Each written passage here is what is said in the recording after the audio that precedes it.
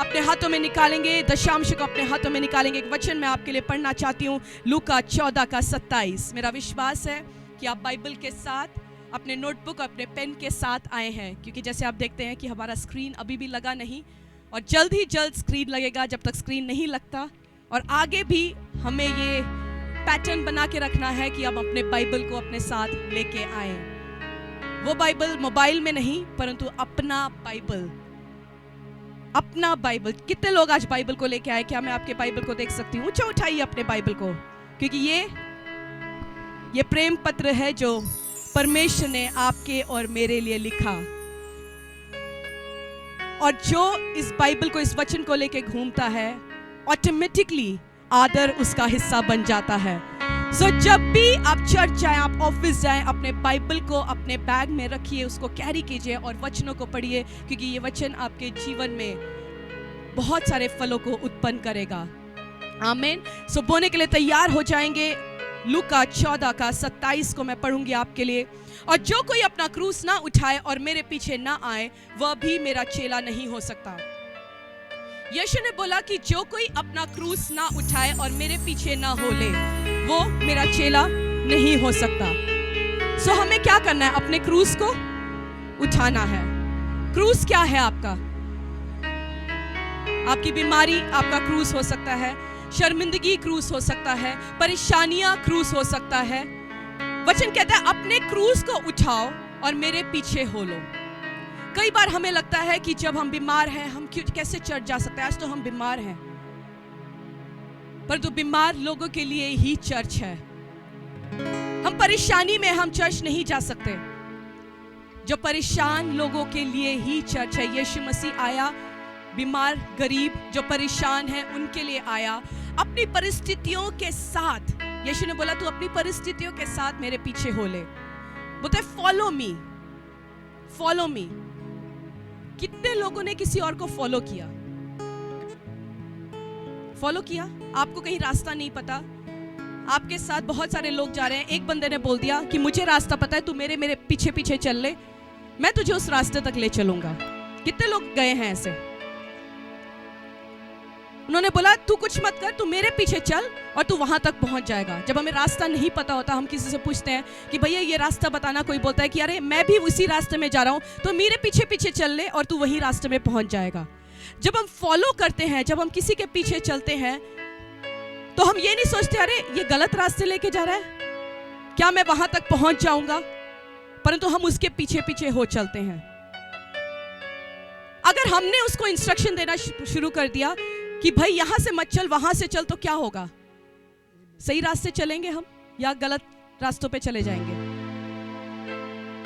सो जो हमें लेके चलता है, सिंपल हमें एक ही काम करना है, हमें उसको फॉलो करना है। यीशु ने बोला तू अपने क्रूस को, अपनी परिस्थितियों को, अपने परेशानियों को उठा ले और मेरे पीछे हो चल। Follow me.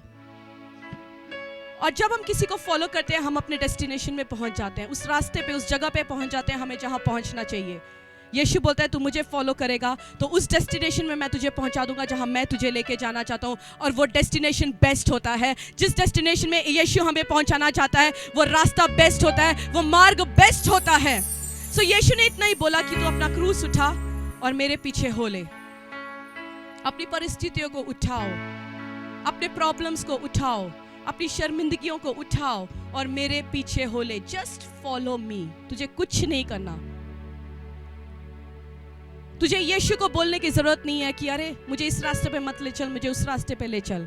यीशु ने बोला जस्ट फॉलो मी। जब हम फॉलो करते हैं परमेश्वर हमारे जीवन में, परमेश्वर जानता है हमें कहाँ लेके जाना है और उस रास्ते तक परमेश्वर हमें लेके चलता है और वो रास्ता हमारे लिए बेस्ट होता है। और फॉलो कैसे करते हैं? फॉलो कैसे करते हैं? हम चर्च आते हैं, हमने यीशु के बारे में जान लिया, हम निरंतर लगातार चर्च आते हैं, हमने बाइबल पढ़ना शुरू कर दिया, हमने गलत कामों को छोड़ना शुरू कर दिया, उस धार्मिकता के रास्तों पे हमने चलना शुरू कर दिया, हमने सेवा करना शुरू कर दिया, हम फॉलो करना शुरू कर देते हैं यीशु को। हम पागल हो जाते हैं, हम प्रेमी हो जाते हैं उस यीशु के लिए। इसीलिए इस खुले स्वर के नीचे भी कई वॉलंटियर्स यहाँ पे 11-11, 12-12 बजे तक सेवा करते हैं। क्योंकि उन्होंने अपना जीवन न्यौछावर कर दिया यीशु के लिए और वो जस्ट फॉलो करते हैं यीशु के लिए। आज सुबह इस ठंड के मौसम में, इस धुंध के मौसम में भी 6:30 बजे से लोग यहाँ खड़े होकर सेवा कर रहे हैं। क्यों? क्योंकि यीशु ने बोला अपने क्रूस को उठाओ। वो वॉलंटियर्स, वो सेवादार जो आज आके सेवा कर रहे थे, क्या उनके जीवन में परेशानियां नहीं, परिस्थितियां ऐसे नहीं? क्या आज उनके घरों में लड़ाई नहीं हुई? मैं जानती हूं हुआ होगा, परंतु उन सब परिस्थितियों को अलग रखते हुए सुबह यहाँ पे उन्होंने हाजिरी लगाया, क्योंकि उनको पता है कि मुझे सिर्फ यीशु को फॉलो करना है और यीशु मुझे बेस्ट रास्तों में लेके जाएगा। उन्होंने वो सेवा करना, उन्होंने डिसाइड कर लिया कि मैं यीशु की सेवा करूंगा और मैं यीशु के पीछे पीछे होलूंगा, मैं फॉलो करूंगा उस यीशु का जो मेरे को सही मार्गों में, सही रास्तों में लेके जाता है। सो सेवा करना। निर्गमन 23:25 में लिखा है, यदि तू अपने परमेश्वर यहोवा की सेवा करेगा तो वो तेरे अन्न और तेरे जल पर आशीष देगा। जब हम किसी को फॉलो करना शुरू कर देते हैं सो हम उस व्यक्ति के लिए कुछ भी करने के लिए तैयार हो जाते हैं। हम जब ऑफिस में काम करते हैं तो हम एक व्यक्ति के लिए काम कर रहे हैं, एक व्यक्ति के मिशन और विजन को हासिल करने के लिए हम काम कर रहे हैं। किसी व्यवसाय के साथ हम जुड़ गए, उस व्यवसाय के विजन और मिशन को हम पूरा करने के लिए हम उसके साथ जुड़ जाते हैं और जैसे जैसे वो हमें लेके जाता है उस इंस्ट्रक्शंस को हम फॉलो करते हैं। अगर कोई व्यक्ति मारुति की कंपनी में काम कर रहा है, उसका विजन और मिशन यही है कि मारुति को हम बेस्ट कैसे बना सकते हैं। जिन ऑफिस में आप काम कर रहे हैं, उस ऑफिस का CEO, MD, उसके विजन और मिशन के साथ आप जुड़ जाते हैं और उसके लिए आप कार्य करना शुरू कर देते हैं। सो ये बड़ी कलीसिया हम यीशु मसीह के लिए कार्य करते हैं और परमेश्वर के पीछे हम चलने का निर्णय ले चुके हैं और मेरा विश्वास है कि आप भी ले चुके हो फॉलो करने के लिए उस यीशु मसीह को, जिस यीशु मसीह ने वायदा किया कि यदि तू मेरी सेवा करेगा तो मैं तेरे अन्न और जल पर आशीष को दूंगा। और वो वायदों का सच्चा परमेश्वर है, वो झूठा नहीं है। अगर सच में आपने सेवा करना शुरू कर दिया, अपने शरीर के साथ, अपने फाइनेंसेस के साथ, अपने टैलेंट्स के साथ, अपने तोड़ों के साथ आपने सेवा करना शुरू कर दिया, परमेश्वर ने प्रॉमिस किया कि मैं तेरे अन्न, तेरे ब्रेड और तेरे जल के ऊपर, तेरे पानी, तेरे ऑयल के ऊपर मैं अपने आशीष को दूंगा। और यीशु मसीह ने भी, जब यीशु मसीह की सेवकाई को हम देखते हैं, यीशु मसीह के सेवकाई के साथ भी ऐसे बहुत सारे लोग जुड़े थे जो एक टाइम परेशानी में थे, एक टाइम व्यभिचार में थे, एक टाइम बीमारी में थे, परंतु जब यीशु मसीह ने छूकर उनको शुद्ध किया, चंगा किया, वो लोग यीशु के पीछे चलने लग गए और ये सेवा करने लग गए। एक और वचन को हम पढ़ेंगे, लूका 8:2। और कुछ स्त्रियां भी थी जो दुष्टात्माओं से और बीमारियों से छुड़ाई गई थी, और वो ये हैं। कुछ स्त्रियों में क्या था, प्रॉब्लम क्या था? वो दुष्टात्माओं में थी और बीमारियों से ग्रसित थी। और यीशु ने जब उनको छुड़ाया, उन्होंने क्या करना शुरू किया? उनका नाम भी एक बार पढ़ेंगे, मरियम जो मगदलिनी कहलाती है, जिसमें से 7 दुष्टात्माएं निकली थी, और हेरोदेस के भंडारी खुजा की पत्नी यूहन्ना और सुजन्ना और बहुत सी अन्य स्त्रियां। ये सब क्या कर रही थी? जब ये डिलीवर हुई, चंगी हुई, हील हुई, इन्होंने क्या करना शुरू किया? वचन बताते हैं ये अपनी संपत्ति से उसकी सेवा करती थी। वो स्त्रियां आई प्रॉब्लम के साथ, परेशानी के साथ, दुष्टात्मा से ग्रसित आई, अपने अपने परिस्थितियों के साथ आई, व्यभिचार के साथ वो आई थी। पर जब यीशु ने उनको छू के चंगा किया, डिलीवर किया, हील किया, छुटकारा दिया, उन्होंने यीशु की सेवा करना शुरू कर दिया। अपने संपत्ति से, अपने शरीर के साथ सेवा करना शुरू कर दिया। वही मरियम मगदलिनी है जिसने यीशु के ऊपर उस बहुमूल्य इत्र को बहा दिया था। वो स्त्री, वो जानती है कि परमेश्वर ने उसको किस सिचुएशन से छुड़ाया। वो ऐसा सिचुएशन था जब कोई भी व्यक्ति व्यभिचार में फंसा जाता था तो उसको पत्थर से मारकर उसको खत्म कर दिया जाता था, परंतु उस सिचुएशन से परमेश्वर ने उसको बचाया, उसको खड़ा किया। आज कलीसिया, आप ऐसे सिचुएशन के साथ आए होंगे जैसे आप सोचते होंगे कि मेरा जीवन कल क्या होगा। कर्जा आपके सिर तक आके खड़ा होगा, परंतु यीशु के पीछे आप चलना शुरू कर देंगे, यीशु आपके कर्जों को ख़त्म करके, आपकी बीमारियों को ख़त्म करके, उसके बाद आप जब सेवा करना शुरू करेंगे आप बहुत आयत में जाएंगे। कमियां आपके जीवन का हिस्सा नहीं होगा, घटी आपके जीवन का हिस्सा नहीं होगा, क्योंकि परमेश्वर ने बोला कि जो कोई मेरी सेवा करता है मैं उसके अन्न और उसके जल पर मैं आशीष को देता हूँ। और सेवा कैसे करते हैं? अपने मूड के हिसाब से। आज मेरा मूड है, आज मैं सेवा करूंगा। आज मेरा शरीर भला चंगा है, आज मैं सेवा करूंगा। पर क्या आप बीमारियों के साथ, परेशानियों के साथ परमेश्वर की सेवा करना शुरू कर देते हैं? पिछले कुछ दिनों में जैसे मैं और पासी एक दिन बैठ के अलग अलग चीज़ों के बारे में बात कर रहे थे, और पिछले एक दिन जैसे हम बात कर रहे थे, चर्च में अलग अलग चीज़ें चल रही है, आपको पता है सिचुएशंस क्या चली। परमेश्वर के दास और भी आज हमारे बीच में हो सकता है बताएं कि क्या क्या हुआ, कैसे कैसे परमेश्वर हमें उन परिस्थितियों में से, उन लाल समुद्र को दोबागा करके, उन फरों के हाथों में से हमें निकाल कर परमेश्वर ने आज यहाँ खड़ा किया है। उन परिस्थितियों में से जैसे हम निकल रहे थे, पिछले संडे कुछ बात हो गई और परमेश्वर के दास एक वॉलंटियर के ऊपर बहुत ही, उनका दिल बहुत ही उदास था एक वॉलंटियर के ऊपर। और संडे शाम को परमेश्वर के दास ने मुझे बोला कि अरे मेरा दिल बहुत दुखित है उस वॉलंटियर के लिए। और मंडे को जब कलीसिया का शिफ्टिंग जैसे शुरू होने लगा, बहुत कार्य शुरू होने लगे, उसी वॉलंटियर को परमेश्वर ने छुट्टी के साथ सेवा करते हुए देखा। परमेश्वर के दास ने बोला उस व्यक्ति ने जो संडे किया, आज उसका सेवा मेरे दिल को छू गया। जब एक व्यक्ति, एक आम व्यक्ति जब सेवा देख के उसका हृदय चेंज हो सकता है, मैंने सोचा जब एक आम व्यक्ति सेवा के साथ मूव हो सकता है, सो परमेश्वर के बारे में सोचिए जो सर्वशक्तिमान परमेश्वर है। जब आप और मैं सेवा करना शुरू करते हैं, क्या उसका हृदय हमारे लिए मूव नहीं करता? क्या परमेश्वर आपके लिए मूव नहीं करेगा? आपने अगर सेवा करना शुरू किया, अपनी परिस्थितियों के साथ आपने सेवा करना जब शुरू कर दिया, परमेश्वर का हृदय मूव होता है। बीमारियों के साथ आपने जब सेवा करना शुरू किया, परमेश्वर जानता है कि आप बीमार हैं, तब भी आपने सेवा किया, उसका हृदय आपके लिए मूव करता है। और परमेश्वर आपको बड़े बड़े कार्यों के लिए फिर इस्तेमाल करता है। हम जानते हैं जो सारपत की विधवा थी, उसके पास कुछ नहीं था, परंतु भविष्यवक्ता के लिए उसके पास जो थोड़ा सा मैदा और थोड़ा सा तेल था, उसने जब भविष्यवक्ता को उसमें से खिलाया, वचन कहता है कि वो सारपत की विधवा, वो भविष्यवक्ता, उसका पूरा घराना सालों साल बहुत आयत में गया। उस सारपत की विधवा ने कमियों में उस भविष्यवक्ता की सेवा की। उसके पास बहुत ज़्यादा नहीं था, थोड़ा सा था, वो खा के सुसाइड करने के लिए तैयार थी, परंतु उसके साथ जब उसने सेवा करना शुरू किया, परमेश्वर ने बहुत आयत से उसको ब्लेस किया। कितने लोग जानते हैं दाऊद के सेना के बारे में? आप जानते हैं दाऊद की सेना के बारे में?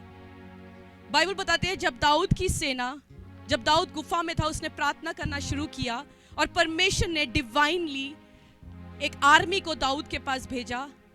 और जो दाऊद की सेना जब पहले दाऊद के पास आके खड़ी हुई, वो सब निराश थे, उदास थे, तुच्छ जाने जाते थे, कर्जों में थे, गरीबी में थे, परेशानी में थे। परंतु जैसे वो दाऊद के साथ खड़े हो गए, वो मैन ऑफ गॉड के साथ खड़े हो गए और सेवा करना शुरू किया, कुछ ही बाइबल वर्सेस के बाद हम पढ़ सकते हैं कि वो दाऊद की सेना शूरवीरों की सेना बन गई। वही सेना जो एक टाइम में उदास, निराश, हताश, कर्जों में, परेशानी में, गरीबी में थे, वो दूसरे टाइम बाइबल बताती है कि वो शूरवीरों की सेना बन गई। कलीसिया, आज मैं कहना चाहती हूँ, आप शुरुआत कर सकते हैं उदासी के साथ, गरीबी के साथ, परेशानी के साथ, डिप्रेशन के साथ, कर्जों के साथ, परंतु खत्म आपका उसमें नहीं होगा, क्योंकि मेरा परमेश्वर वायदों का सच्चा परमेश्वर है। वो बोलता है यदि तू मेरी सेवा करेगा तो मैं तेरे अन्न और जल पर आशीष को दूंगा। जिस प्रकार दाऊद के साथ जो सेना खड़ी हुई, वो शूरवीरों की सेना बन गई, वो दाऊद के विजन और मिशन के साथ जुड़ गई। उसी प्रकार जब आप परमेश्वर के साथ और परमेश्वर के दिए गए दास और दासी के साथ खड़े हो जाते हैं, परमेश्वर आपको उदास, हताश, गरीब, निराश नहीं कहलाया जाएगा। परमेश्वर बोलेगा ये शूरवीरों की सेना है, ये temple of the most high God church की शूरवीरों की सेना है, और आपका नाम लिखा जाएगा, उन किताबों में आपका नाम लिखा जाएगा, हिस्ट्री आपका नाम लेगी क्योंकि वो बोलेगी कि इस कलीसिया ने सताव में, परेशानियों में ये अड़ा और खड़ा रहा, अपने दास अपनी दासी के साथ ये अड़ा और खड़ा रहा। ये उदास, निराश, हताश, कर्जों में नहीं, परंतु ये शूरवीरों की सेना है। सो जितने लोग तैयार हैं शूरवीर बनने के लिए, आइए अपने पैरों में खड़े हो जाएंगे, खड़े हो जाएंगे अपने पैरों में। परमेश्वर बोलेंगे खुदावन आज हो सकता है आप कर्जों के साथ, निराशाओं के साथ, डिप्रेशन के साथ, गरीबी के साथ, बीमारी के साथ आए हैं, परंतु जैसे आज आप अपने जीवन को अलाइन कर देंगे परमेश्वर के कार्य के लिए, उसके विजन और मिशन के साथ आप अपने आप को अलाइन कर देंगे। परमेश्वर बोलता है आज से तू निराश, हताश, उदास नहीं है, आज से तू कर्जों में नहीं है, आज से तू गरीबी में नहीं है, क्योंकि तूने अपने जीवन को अलाइन कर दिया परमेश्वर के कार्य के लिए। और वचन बताता है मत्ती 6:33 में, पहले तू अपनी आंखों को, अपनी नजरों को परमेश्वर के कार्यों के ऊपर और उसके धार्मिकता के ऊपर लगाओ, तो ये सारी वस्तुएं, ये धन दौलत, ये सारी चीजें मैं तुझे दे दूंगा। परमेश्वर किसी का भी कर्जदार नहीं है। आज हाथों को उठाते हुए जैसे दशांश को आप अपने हाथों में उठा के खड़े हैं, आज बोलिए परमेश्वर ये दशांश मैं इमोशंस के साथ नहीं देता परमेश्वर, परंतु क्योंकि तूने मुझसे प्रेम किया परमेश्वर, और तेरा वचन मुझे सिखाता है कि मुझे अपने कमाई का 10वां हिस्सा तेरे भवन में, तेरे भवन के भोजन वस्तुओं के लिए बोना है। तूने बोला ऐसा करके मुझे परख के देखो कि मैं आकाश के झरोकों को तुम्हारे लिए खोलकर तुम्हारे ऊपर अपरंपरार आशीषों की वर्षा करता हूं कि नहीं। परमेश्वर तूने बोला कि मैं नाश करने वालों को खुड़कूंगा। खुदावन इन दशांश के साथ परमेश्वर तू एक बाउंड्री वॉल, एक प्रोटेक्शन का बाउंड्री वॉल क्रिएट कर देता है खुदावन, और दुष्ट की शैतान की जो योजनाएं मेरे फिनेंसेस को खत्म करने के लिए आती है परमेश्वर, उसको तू नाश करता है। परमेश्वर तूने बोला तेरे फल कभी भी कच्चे नहीं गिरेंगे, मेरी टेस्टिमनीज, मेरे फल, मेरे इंसेंटिव, मेरे प्रमोशंस कच्चे नहीं गिरेंगे, ये तेरा वायदा है परमेश्वर। तूने बोला मैं इतना दूंगा कि रखने की जगह कम पड़ जाएगी। सच में परमेश्वर जो दशांश में विश्वास योग्य होता है, तू इतना देता है कि रखने की जगह कम पड़ जाती है। वचन कहता है कलीसिया कि जो धर्मी व्यक्ति है और जो परमेश्वर के लिए कार्य करता है, किसी भी व्यक्ति ने उसको भीख मांगते हुए नहीं देखा। सच में अगर आप परमेश्वर के राज्य के लिए कार्य करना शुरू कर देंगे, आपकी पीढ़ियों को आप आशीषित और ब्लेस्ड होते हुए देखेंगे, और परमेश्वर इतना देगा कि रखने की जगह कम पड़ जाएगी। यह परमेश्वर का वायदा है। आज ऊंचा उठाइए, जब चर्च कंस्ट्रक्शन के लिए जो आप लेके आए हैं, जैसे आप जानते हैं कंस्ट्रक्शन का काम पूरे जोर से चल रहा है, और जो चर्च कंस्ट्रक्शन के लिए जो आप लेके आए हैं उसको ऊंचा उठाते हुए आज परमेश्वर बोलिए परमेश्वर धन्यवाद करते हैं खुदावन, तू इस बड़े स्थान में लेके आया है। वचन कहता है कि तू अपने मुंह को खोल और मैं उसको भर दूंगा। परमेश्वर इस बड़े जगह में जो तू लेके आया है खुदावन, और इस बड़े जगह में जो कंस्ट्रक्शन का काम चल रहा है परमेश्वर, उसमें बोने का तूने मुझे भी मौका दिया, उसके लिए मैं धन्यवाद करती हूँ पिता परमेश्वर। और नेहमिया के समान परमेश्वर, जिस प्रकार नेहमिया अपने कंफर्ट जोन में रह के बैठ सकता था, परंतु खुदावन उसने अपने कंफर्ट जोन को छोड़ा और शहरपनाह के निर्माण करने के लिए वो तैयार खड़ा हो गया।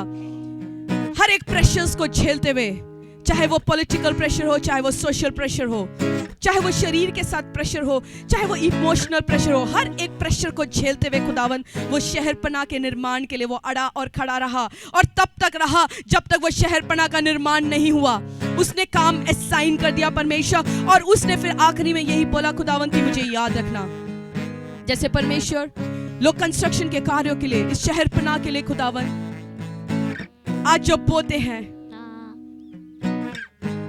उस नेहमिया के समान हमारी यही प्रार्थना है कि हमें याद रखना परमेश्वर। आज इतने सालों के बाद परमेश्वर हम जैसे नेहमिया को याद रखते हैं, उस मरियम को याद रखते हैं जिसने तुझे अपना जीवन दे दिया और जिसमें से तूने उन दुष्टात्माओं को निकाला। जिस प्रकार उन लेडीज को हम याद रखते हैं जो तेरे पीछे पीछे होली परमेश्वर, हमारा नाम भी लिया जाएगा कि इसने, इस भाई और इस बहन ने भी वो कार्य करके दिखाया। और परमेश्वर तू बहुत आयत से देने वाला परमेश्वर है खुदावन। इन ऑफरिंग्स को, थैंक्सगिविंग ऑफरिंग को, सबको परमेश्वर हम तेरे हाथों में अर्पित करते हैं। और परमेश्वर बहुत आयत हमारे जीवन का हिस्सा होगा। परमेश्वर तू फाइनेंशियल कर्सेस को कैंसिल करेगा परमेश्वर। और खुदावन वचन कहता है कि तू हमारे हाथों में बीज इसीलिए देता है ताकि हम उसको बो सके। मैं प्रार्थना करती हूँ परमेश्वर कि लोगों के हाथ में तू इतने बीज को देगा, इतना फाइनेंसेस को देगा कि परमेश्वर वो तेरे भवन में कभी भी खाली नहीं आएंगे। वो थैलों के साथ, बैग के साथ, सूटकेसेस के साथ परमेश्वर तेरे भवन के कार्यों के लिए वो बोलते हुए जाएंगे और ब्लेसिंग्स टू ब्लेसिंग्स में वो जाएंगे। परमेश्वर तू इतना देगा कि रखने की जगह कम पड़ जाएगी। ये तेरा वायदा है। धन्यवाद करते हैं, इसको रिलीज करते हैं तेरे भवन के कार्यों के लिए। यीशु के सामर्थी नाम से इस प्रार्थना को मांगते हैं। आमीन, आमीन, आमीन।